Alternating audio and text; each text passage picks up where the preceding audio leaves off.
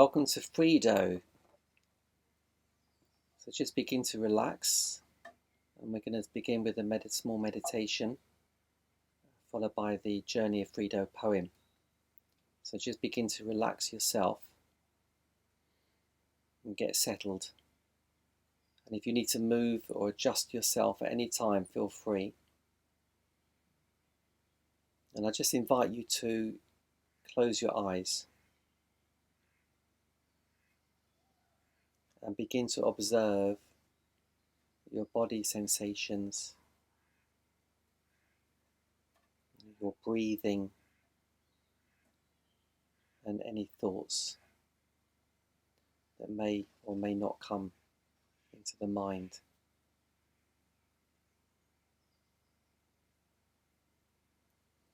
Just gently scan through your body from the top of your head all the way down to the tips of your toes. Simply observing, noticing any feelings, any sensations that may arise in any one of your body organs or parts of your body. Notice if there's any tension or any relaxation.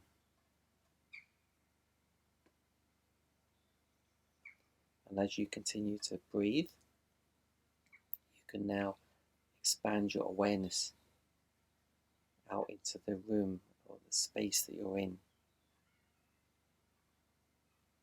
Just noticing the temperature of the air on your skin and any sounds around.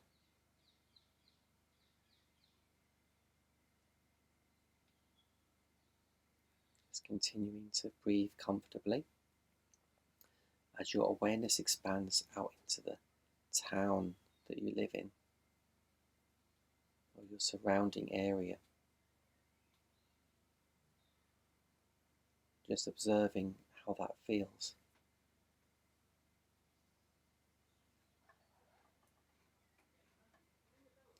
As your attention expands further still out into the world, into the whole world,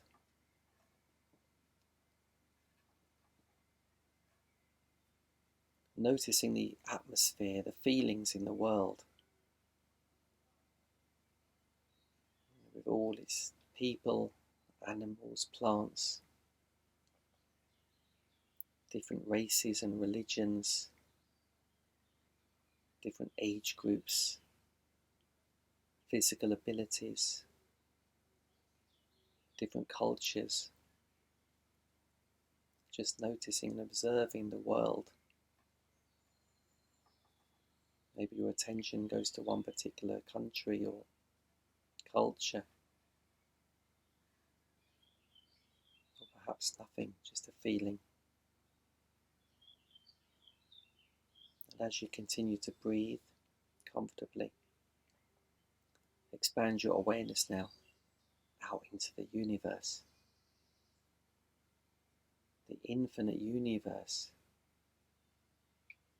of ever-ending space. Just notice the atmosphere, the energy of the universe. And you can just float around for a while. You can float around the universe as long as you want. Notice how that feels. Maybe you'll go somewhere, or maybe you'll stay in one place. And when you're ready, in your own time, you can gently begin your journey back into the world, back into the town,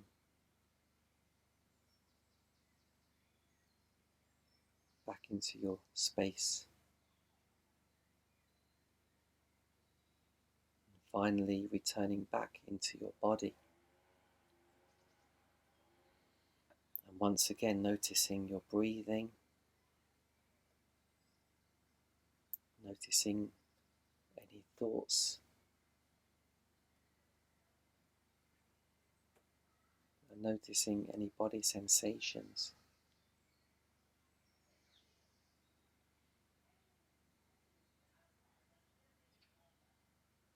And while you're in this particular state, I'm going to read out the Frido Journey. It's a poem, The Journey of Frido. Something stirs from deep inside. It twists and turns 1,000 times. It pulls and stretches into shape. A figure shows and moves around. A hand supports it from below until it feels and begins to grow. Building blocks are put in place until the figure is nice and safe. The figure starts to create its own, from light and darkness, vibrating tone. Birth and death begin to rise. The figure splits to compromise. The figure then creates some space. Now life and death begin their race, until the space has found a way to stabilize and have its say. Space creates a home for all. The separation of large and small, of water, fire, earth and air, weight and lightness, cold and brightness, pain and sorrow, love and joy. Out of this space comes girl and boy. The figure has journeyed through time and space, feeling as though it has won the race, looking around only to find a universe of an amazing kind. The training's been tough, it's been testing and rough. The figure is ready, it's complete and steady. Back to the source, the figure must run, for now the journey has just begun.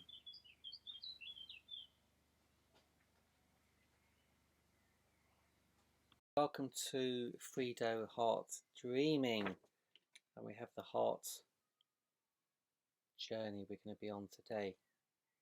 That's really beautiful, and it's like if you have a little look, it's like your hand holding your world in your hand. And if you look at the picture, it's a bit like a world. It looks like a mountain. This is like your journey, your symbol you're working with today. And this is the directions. And there's like 3 suns or moons, and it's a little bit colourful, so it's a bit different. It's like almost like a world, but it's a little bit more vibrant and a little bit more magical. And this is all about the heart's dreaming journey. So we're going to read the reading first of all. So the heart holds the power of our dreams and nightmares that allow us to face our fear and see the light. We don't manifest our dreams when we don't see through the limits of possibility. The heart, some say, is the master of the body, the house of love, passion and desire to reach for the moon. It keeps the dreams we have of a magical life alive. We have dreams when young and innocent, often being destroyed through our life and losing our belief in them. People saying that our dreams are not real, being told to stop daydreaming at school, or that we are just chasing a dream. Deep down we know the power that resides in our heart. When we block our hearts, we can feel it suffering. All manifestations start with an idea, a concept, thoughts, images, and dreams. The other important thing about dreaming is that it helps to break limiting beliefs. When we dream big, we allow all limits to fade away. We unlock our potential. We may not reach our dream, but we will reach much, much further than we ever thought we could. Inside our hearts, we see the magical life we've always dreamt of. So start dreaming again. Dream big, bigger than ever. Allow your dreams to expand without limits. Visualize how you want your dream to look in all its glory. Go crazy, wild, out of this world. Think the impossible, the unimaginable, extraordinary. Bringing your dream to life through your mind and feeling it in your body.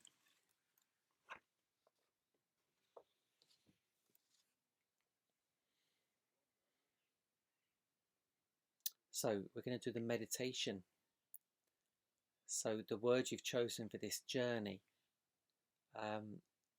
get a piece of paper, and you need colouring pens for this one. So you may want to stop the video and get your colouring pens, and get some nice pens and some nice paper that you want to draw on. And this Frito meditation is all about creating your dream symbol. It's like it's like a logo. You're creating a logo for the word that you've chosen, because a logo is a symbol. You've got religious symbols, you've got business symbols, which we would call a logo, and the thing they've got in common is that they're all very simple and very powerful and clear. This is about clarity. You're creating a dream symbol for your word, and it's going to bring more clarity around your word. It's going to give it more power. Symbols have a lot of power. Symbols have always been used in magic, religions, businesses, all kinds of things. The mathematical symbols, equations. So, have a good think about the kind of symbol that you would like, the kind of logo that you want to represent your word for you, and make it super powerful. Companies spend a lot of money on having companies design their logos for them, and a lot of thought's gone into it, and they're very, very powerful. They're very simple. That's the key here, simplicity. If you've got several ideas that you want to include into your symbol, into your drawing, you don't want to make them fragmented. You want to still make it look like it's one thing, but everything that you want is in it somewhere. Maybe the colours you've chosen represent something, the shading, the size, the shape. It's all going to have some element of what you want to put into your symbol, and make it really powerful for yourself. The more power, the more energy we'll be able to give you. Yeah, so enjoy that, and once you finish that, have a look at it, explore it, describe it, and try to relate it to the symbol, the word you've chosen, and even ask a question to it. If your word is partnership, for example, you do a lovely symbol for your partnership, how you'd like your dream partnership to be, and then you could ask a question. You could say, when am I going to meet my partner? Or will it be easy? Or how can I meet her?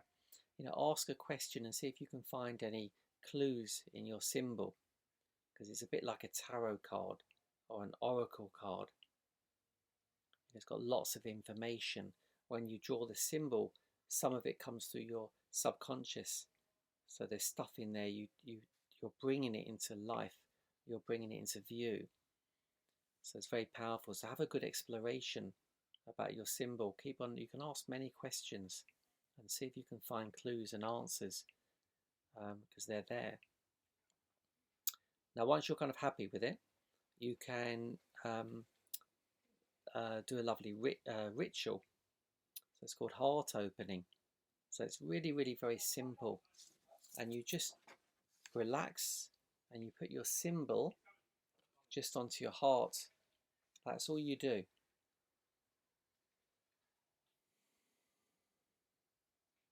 That's all you're doing. This is the ritual, heart opening. And you can sit or you can lay down. I like to lay down on this one, and kind of when I go to bed at night, it's really nice to place on your heart, or just a little relaxation in the daytime where you can just rest it or hold it if you like. But you're just connecting it to your heart, and it feels really good.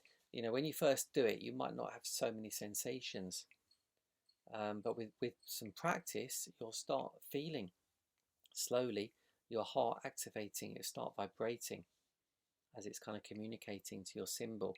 You know, your symbol is kind of already in your heart, but it's kind of, this is stimulating it, activating it to come to life.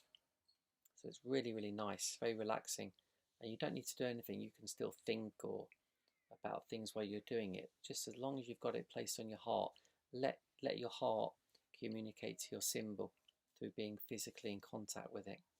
It's very beautiful. You can also, you know, I sometimes like to cut my symbol out a bit, and sometimes I like to even kind of give it a little, you know, burning around the outside. It makes it interesting looking. And then I'll often put a thread through it. I'll put a little hole here, and like a necklace, so I'll wear it around my neck, you know, under my t-shirts. Feels really good. You know, when I want to connect to it more, I just wear it that day, or I'll have it hanging in my car, you know, on the mirror at the front. And it's really nice. I've got some really good realizations when I'm driving along, and suddenly I see it, and it's kind of moving around, and it's giving me different ideas about my symbol and different information, and it kind of feels like it's with me all the time. So that's a really nice thing to do, and to keep it with you. So once you've done that, you've got your beautiful symbol, and you can keep on recreating it if you want, you know, if you want to improve it at all. And you know, keep on doing the ritual, and then have a think about what you've learnt from your journey. So again, this is called a learning affirmation. So write down one thing.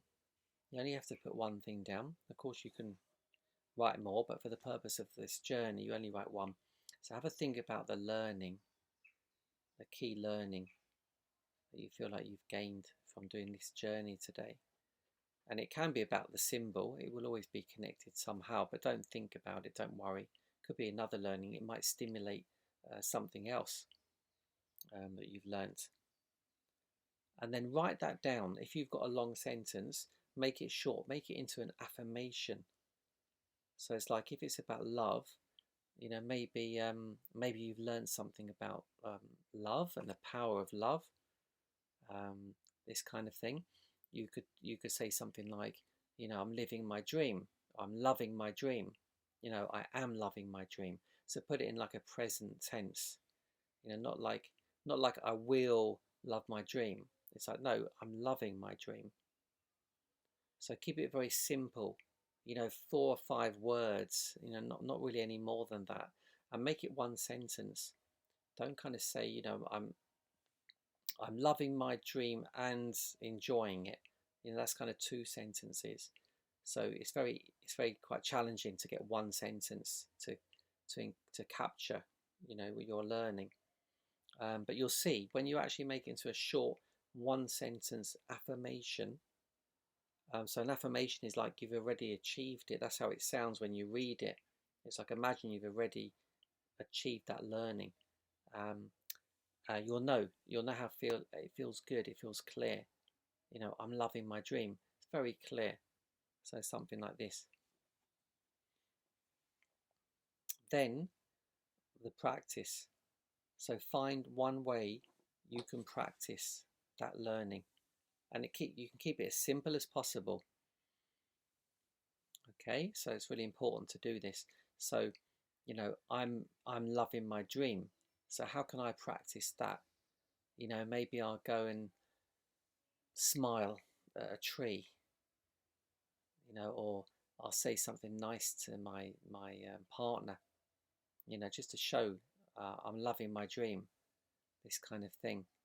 Or I might do an affirmation and say I'm loving my dream, you know, 20 times. So come up with a practice, a way you can practice, and you've got to be able to actually go and do it. So don't make it kind of wishy-washy. Don't kind of say, yeah, I'm kind of, oh yeah, I'm loving my dream, so I'm just going to go and love everyone.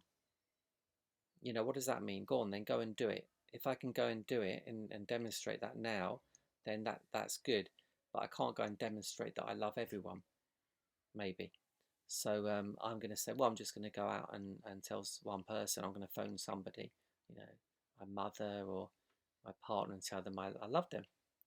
And yeah, something like this. So have a think about it yourself and give yourself a little percentage. A percentage being, you know, how well do you feel like you know your symbol? You know, if you knew it 100%, you'd be like a master. You know, if it was love, you'd be a master of love. If you give it 1%, you don't know much about it at all.